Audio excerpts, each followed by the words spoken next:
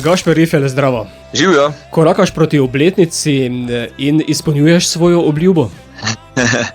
Ja, v bistvu predvsem korakam letos po poti proti svojemu drugemu albumu in tudi s tole skladbo Ignoranca, bom rekel, na nek način napovedujem svoj drugi album. Nenazadnje si tudi obljubil za rojstni dan album. Res je obljubil in pridno z ekipo delamo, ustvarjamo pesmi. Bom rekel, da se držimo nekega prvotnega plana, tako da sem zelo vesel vseh novih pesmi, ki se trenutno rojevajo in mi je ta, bom rekel, kreativni čas, ki ga trenutno preživljam. Tako doma, ko ustvarjam sam pesmi, kot potem tudi v studiu, mi je res zelo dragocen in drag in je to nek čas, neko obdobje, ko zares uživam v tem ustvarjalnem procesu. Idej torej ne smeš ignorirati. Ja, absolutno. Zdaj jih, bom rekel, vse bolj jim prisluhnem na vsem tem idejam, ki jih imam, tako da, ja, jih nekako vse bolj realiziram. Kot že omenil, Ignorance je naslov nove pesme. Je pa to beseda, ki jo slišimo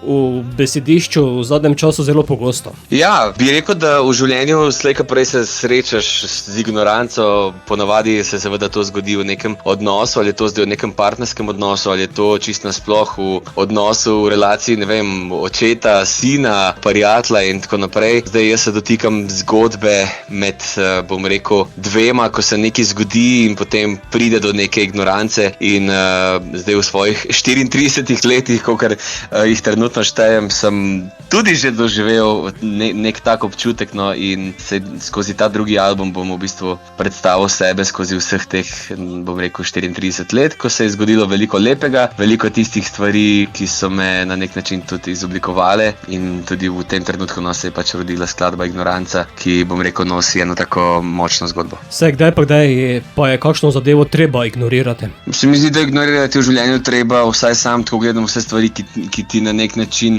bom rekel, ne služijo in tako naprej, ko niso del nekih mojih vrednot in tako naprej. Tega se sam držim, tako da si želim okrog sebe čim več lepih stvari, lepih odnosov, lepih trenutkov in čim manj seveda te ignorance. Tudi video obliko ima skladba? Tudi, za vsak singel vedno posnamem tudi video podobo, tako da tokrat smo rešili tako malo bolj artistično zgodbo, noto, se mi zdi, da smo lepo prikazali to močno čustvo Ignoranca, tako da ja, je lep video, na katerega sem res zelo ponosen in si ga lahko že seveda poslušalci ogledajo na mojem YouTube kanalu. Sedaj si nabral že nekaj skladb, kot sva rekla prej, album prihaja.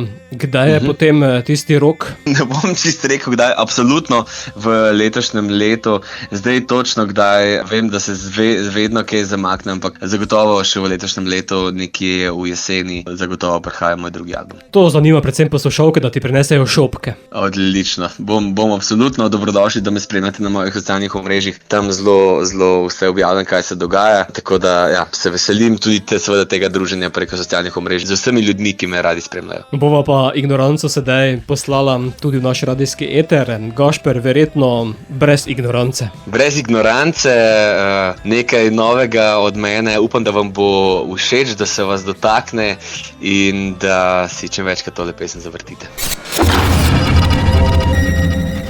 Sem Gašper Rifelj in poslušate oddajo Radioaktivno. Nekaj vleče me spet k tebi, nekaj, kar v meni vre, tvoj dotik nebesje. A ko se bližava, v bistvu še